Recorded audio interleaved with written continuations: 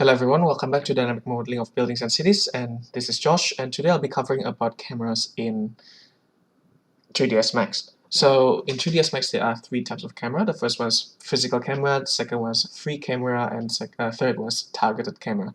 So the difference is that physical camera is sort of like the real life camera. So it has the parameters that's really similar to real life, but it's also has a similar function to targeted camera. And whereas the free camera is sort of like a camera where well, as his name suggested, that it's free in terms of like it doesn't have any targeted constraints. It can be moved into it can target any object that you want, whereas the targeted camera is more like you set an object as a target, and the camera will have a constraint to the target.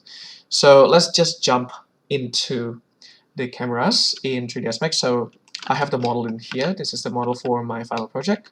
And for example, I just want to have a camera that's looking from this side over here towards the end, like so. So what you want to do is just to click over in this tab over here, click add, and click camera over here. Also, there are also V-Ray and Arnold camera, but for today I just want to cover the standard one. And click the target camera. So the target camera requires 2 points. The first one is the original point, and then you kind of drag across where is the target. So the target's over there, and the camera's beginning is camera is starting over here. So as you can see here, there are several things that you need to note. The first one is this red rectangle. So this red rectangle is a clipping plane. It shows how it shows the extent of the camera that's going to be shown in when you go into the camera perspective.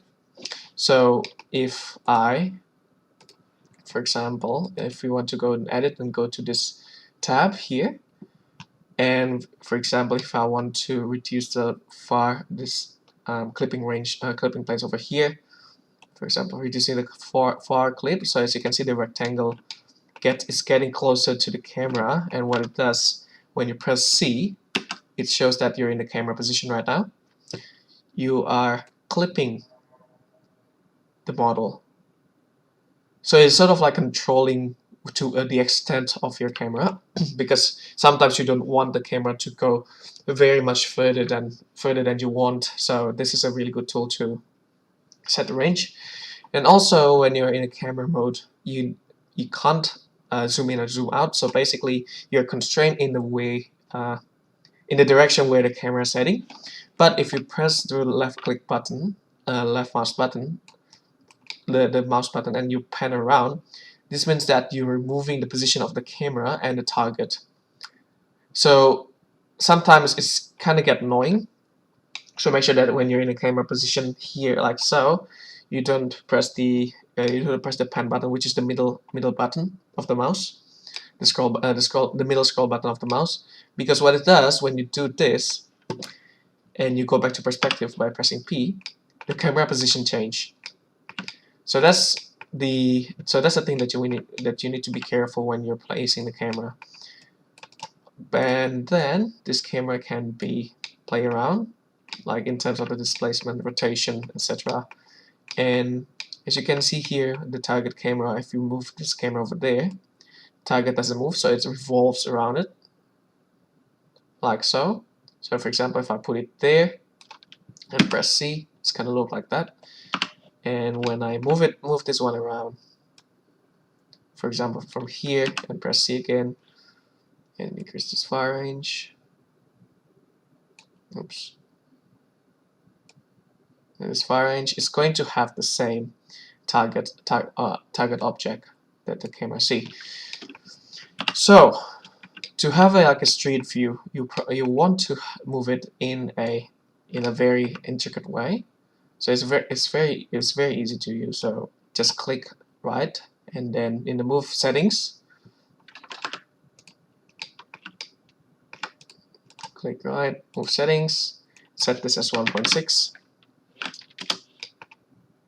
and then you're sort of like positioning your camera here. You want to stand over there, and you want to drag across, but you don't want to affect the vertical position of the camera. So you want to click this one here. So it's a square between the red and the yellow arrow, which is on the XY plane. If you drag across your camera, it will not move up or down. It's going to move on that plane, and it's going to keep this as in the original position, of the original Z position. So this is going to be keep the positions are going to be kept at 1.6 meter high. So if you check the move, it's still 1.6. So that's sort of like another tool, another useful feature. And then you want to have the target around there. And then you press C, just in the camera position, and there you go. And also you can change the setting of the camera. So when you press C and P in here, for example, you're in the camera position and change back to P, you can select the camera option over here. So that's a target, and you can move the target there, and then press back to C to your camera again, and then move it back again. So this is a very useful, but it's a very intricate way to change the target while you're in the camera mode, so you can have this kind of perspective. So once again, here when you're in a perspective mode like this, click C, which goes to the camera perspective, and then press P again, and you can see there's a target over there, and then click C again, and then move the target around. So it can be quite a little bit take a little bit of time on getting used to playing the cameras around. But it's a very good tool to set up the camera both in perspective and in camera mode, so you can have more control to it. So that's that. I'm quite happy with it. So if you want to have a look again, also click this camera, and then it has a lot of settings in here about the camera. So there are stock lenses over here. So if you press C while keeping the camera selected, you can see that there's some changes to the lens. So usually 38, 35 is the normal, is typically the camera for movies, cinematics and movies. 28 also 28, and 15 is more like a wide lens. 200 is more zoomed, like a telescopic camera. So you can also show the cone, but it's not visible in the camera mode, so you need to go back to P. Also show the horizon, but we don't want to see that. And also you can have like an orthographic projection. So if you press C again and then orthographic projection, it's going to look like this, but sometimes not really useful.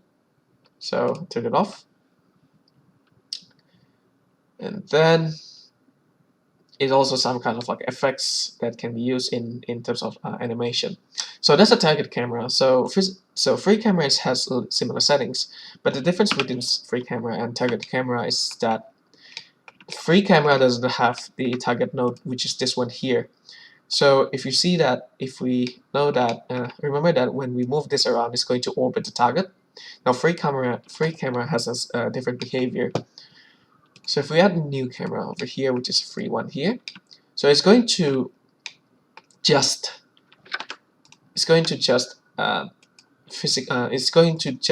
affect the it's just going to like controlling the camera only rather than the target as well. So that's why it's called free. It doesn't have any constraints with the target. So if you move this around, it's going the angle and the point of view of the camera also follows. Sometimes this can be useful, but sometimes if you want to have like a targeted perspective, you probably want to go with this camera rather than this one. So this one is quite useful for like having a bird eye view, and then you go like a fly through. So from keyframe number 1, the camera's positioned somewhere else, and the last keyframe, the camera's positioned somewhere else. So it's very useful in some cases, but it's not all cases. But for fly through, this is a free camera is a better option because it doesn't have the constraint of the target. So if you want to have a look by 90, 10 by 90,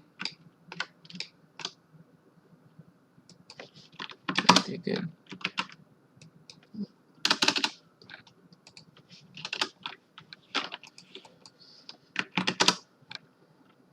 By 0. So we want to turn this back.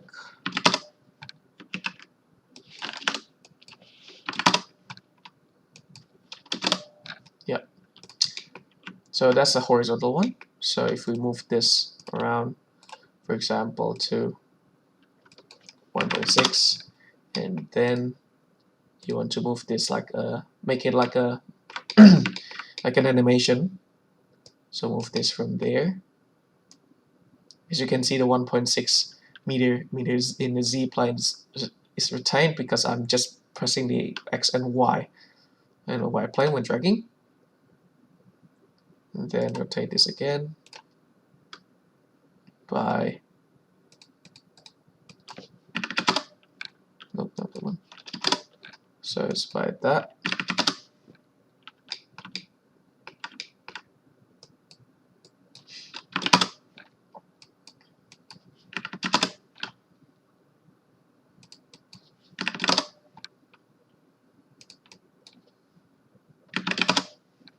Nope. So it's 20, 200. Yeah, there you go. So you want to have that, and as we can see here, this is camera number 2, which is that one there. So what you can do is just to set the keyframe over here, and then in the keyframe, for example, in 30, press enter.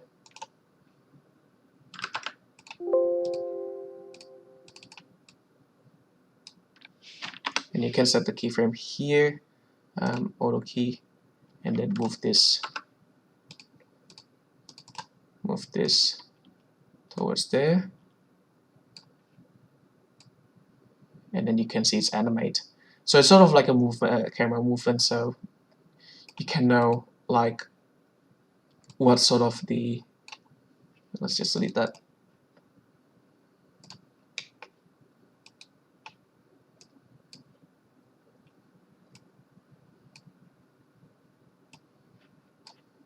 Just delete that for a second. Let's just do that.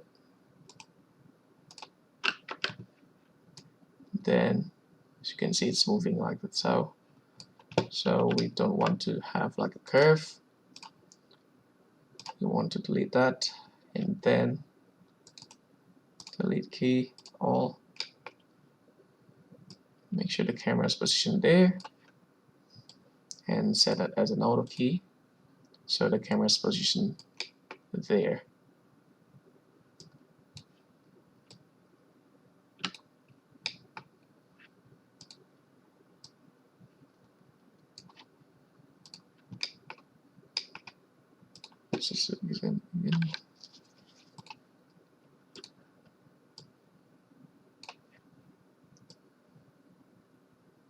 There you go. So as you can see here, when I go back into the camera and then I play,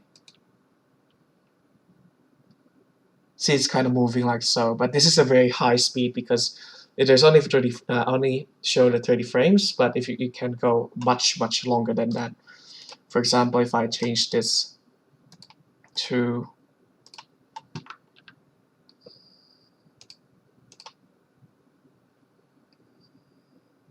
for example 100, so I change this key, I delete this key and change this key there, change this key back to 100. There you go. So it's much smoother when you have more keys. So that's a free camera. So it's quite different from targeted camera. So a free camera, if you want to have like an animation like such, is a very useful tool compared to the targeted camera. And it's worth trying to have a look in. It's worth trying playing around with the camera in 3ds Max because it can be very useful. But make sure that you're quite used to the shortcuts and sort of all the buttons in 3ds Max because sometimes it can be quite clunky. So that's it for today. Thank you very much for watching, and I'll see you in the next one.